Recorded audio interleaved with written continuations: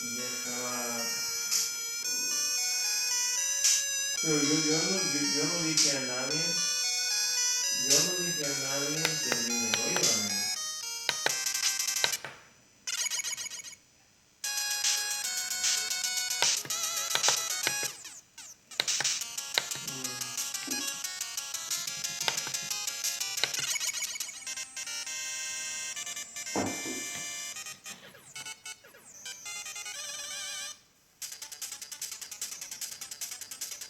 No, todo esto se lo tienes que decir al Señor.